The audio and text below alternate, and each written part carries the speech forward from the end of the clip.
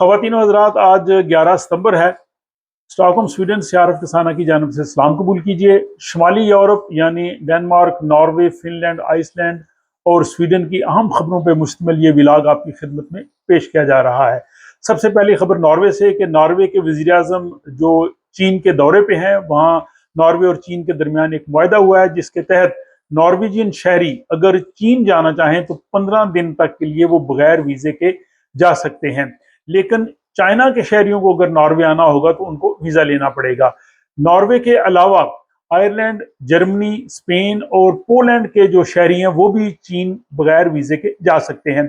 इसी दौरे के दौरान जो नॉर्वेजियन वज़ीर आज़म है, उन्होंने चाइना के साथ एक माहौलियात के हवाले से मुआहदे पे जो है वो दस्तखत किए हैं। लेकिन जो हाई स्पीड ट्रेन जो बीजिंग से शंघाई के दरमियान चलती है, उस मंसूबे को उन्होंने नॉर्वे के लिए भी इख्तियार ना करने का फैसला किया है। नॉर्वे के बाद अब हम आते हैं स्वीडन की जानब, जहां के कल 10 सितंबर को स्वीडिश पार्लियामेंट ने अपने नए पार्लिमानी साल का आगाज किया है।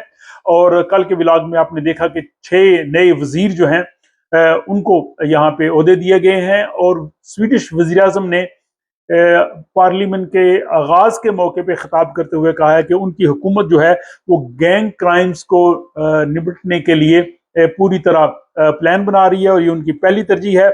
इसके बाद उन्होंने इमिग्रेशन और इंटीग्रेशन के हवाले से भी बात की और इसमें उन्होंने ये भी कहा कि जो इमिग्रेंट्स यहाँ पे मुआशी तौर पर खुद मुख्तार नहीं है, वो अगर अपने मुल्कों में जाना चाहते हैं तो ये भी उनका एक मनसूबा है।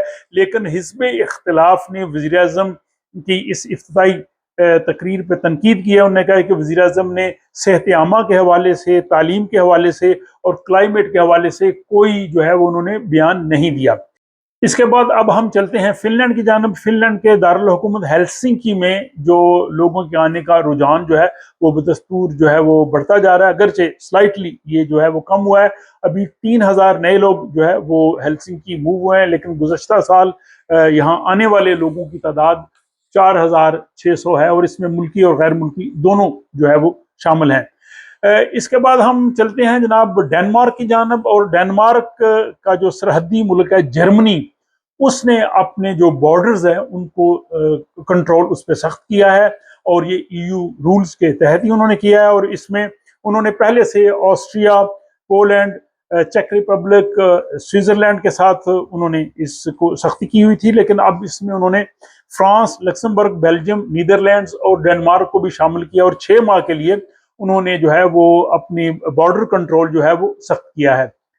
स्वीडन के नए जो माइग्रेशन के वजीर हैं यॉन फोरसेल, उन्होंने अपने ओहदे को संभालने के बाद जो इमिग्रेशन के हवाले से जो पॉलिसी बयान दिया, उन्होंने कहा जी कि उनकी हुकूमत बैनुल अक़वामी जो टैलेंट है उसको अट्रैक्ट करने की कोशिश करेगी ताकि जो रिसर्चर्स हैं या इन्वेस्टर्स जो हैं वो स्वीडन आएँ और स्वीडन में आके इस मुल्क में जो है वो रह सकें। तो इस हवाले से वो कहते हैं जी अपनी पॉलिसी हम जो है वो ये बनाएंगे। स्वीडन का जो सबसे बड़ा एयरपोर्ट है दारुल हुकूमत स्टॉकहोम में आर्लांडा, वो तीसरी मरतबा ड्रोन्स की वजह से अफेक्ट हुआ है। ये पीर के रोज से शुरू हुआ था। इसमें फजाई जो ट्रैफिक है वो भी बहुत मुतासर हुई और स्वीडन जो कि अब नेटो का इत्तेहादी है तो इन्होंने नेटो को भी इसके हवाले से इन्फॉर्म किया है। और मीडिया में ये रिपोर्ट्स भी आई हैं कि आर्लांडा एयरपोर्ट पे इस किस्म का कोई निज़ाम मौजूद नहीं है जो एंटी ड्रोन सिस्टम इनके पास हो, यानी वो ड्रोन्स को जो है वो कंट्रोल कर सके। अब एक मरतबा फिर हम चलते हैं नॉर्वे की जानब कि वहाँ पे एक पोल्ट्री फार्मर जो है उसके खिलाफ एक मुकदमा चल रहा है कि उसके पास जो 31,000 चिकन थे, मुर्गियां थी, उनकी उन्होंने सही तरह से देखभाल नहीं की। उनकी छातियों पे भी जो है वो छाले पड़ गए और उनके बाकी भी वो जख्मी हुई। और इस हवाले से अगर उस पर प्रूव हो जाएगा तो उसको 3 साल की जो है वो सजा हो सकती है।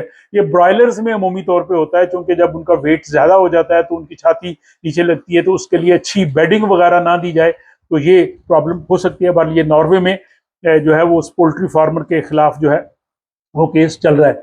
नॉर्वे के बाद एक मरतबा फिर हम फिनलैंड की जानब जाते हैं। फिनलैंड में जो सेहत आमा का इदारा है, हेल्थ केयर सिस्टम, इस पे लोगों का एतमाद जो है वो कम हो रहा है। 2021 में 96% नॉर्वे फिनलैंड के शहरी जो थे वो अपने मुल्क के सेहत के निज़ाम पे एतमाद रखते थे। लेकिन 2024 में जो फिनलैंड के लोग हैं उनकी तादाद में खासी कमी हुई है और अब वो 83% जो हैं वो सेहत के निज़ाम पे एतमाद रखते हैं। सेहत के हवाले से ही खबर है, लेकिन ये डेनमार्क से है कि डेनमार्क की अथॉरिटीज़ ने कोविड वैक्सीन के लिए और इन्फ्लुएंजा के लिए जो है वो पॉलिसी बना ली है, जिसमें जो रिस्क ग्रुप के लोग हैं या जो लोग 65 से अबव हैं उनके लिए वैक्सीन मुहैया की जाएगी और ये 1 अक्टूबर से जो है वो अवेलेबल होगी। तो सेहत के हवाले से ही खबर है, लेकिन ये स्वीडन से है। स्वीडन की जो सबसे मारूफ मेडिकल यूनिवर्सिटी कारोलिंस्का इंस्टीट्यूट है, इसमें जो तहकीक हुई है इसके मुताबिक स्वीडन में जो नौजवान लोग हैं 20 से 50 साल के, उनमें जो जिल्द का कैंसर है वो काफ़ी कम हुआ है। तो ये लोग जो है वो अवेयरनेस की वजह से और जिल्द के कैंसर को बचाने की जो चीज़ें हैं वो इस्तेमाल करते हैं, इसकी वजह से काफ़ी कम हुआ है। इसके बाद फिर नॉर्वे की खबर के नॉर्वे की जो मिनिस्टर ऑफ जस्टिस हैं उन्होंने काउंसिल ऑफ यूरोपियन का जो आर्टिफिशियल इंटेलिजेंस का जो कन्वेंशन है उसमें जो है वो दस्तखत किए हैं ताकि एआई को जो है वो क्राइम्स के लिए इस्तेमाल ना किया जा सके, ताकि जो लोग बिजनेस या गवर्नमेंट्स के लोग भी हैं वो इस चीज़ की जो है वो एहतियात करें। इसके बाद जनाब हम फिर डेनमार्क का रुख करते हैं, दारुल हुकूमत कोपेनहेगन का।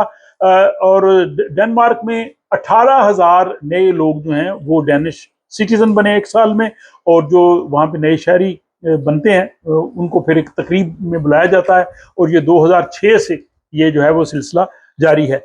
और फिर अब आप आते हैं हम स्वीडन में जो एक बहुत बड़ा बैंक है स्वेड बैंक, उसकी जो सरबराह है उनको 1 साल 3 महीने की कैद की सजा सुनाई गई है, क्योंकि उन्होंने मनी लॉन्ड्रिंग की थी। ये एस्टोनिया के साथ एक बड़ा फेमस केस था। बहरहाल अब अदालत ने यहाँ की जो होव रहता है उन्होंने फैसला कर दिया उनकी इस सजा का। और आखिरी खबर भी स्वीडन से कि यहाँ पे घरों के किराए जो हैं उनमें इजाफा होता जा रहा है। पिछले साल ये 5.2% बढ़े थे, लेकिन अब जो किराएदार जो जिनके मकान हैं जो इदारे हैं वो तकरीबन 4 लाख से ज्यादा जो घर हैं वो कह रहे हैं जी कि किरायों में 15.4% इजाफा अगले साल करना है, और ये बहुत बड़ा इजाफा है जिसपे जो किराएदारों की अंजुमन है हीरियस फ्रेनिंग वो बहुत इस पे एहतजाज कर रही हैं।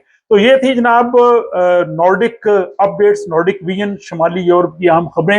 ये आपको कैसी लगी, इस हवाले से अपनी राय का जरूर इजहार कीजिए, और आपसे खुसूसी दरख्वास्त है कि मेरे लिए और मेरे अहले खाना के लिए अपनी दुआओं में जरूर याद रखिएगा।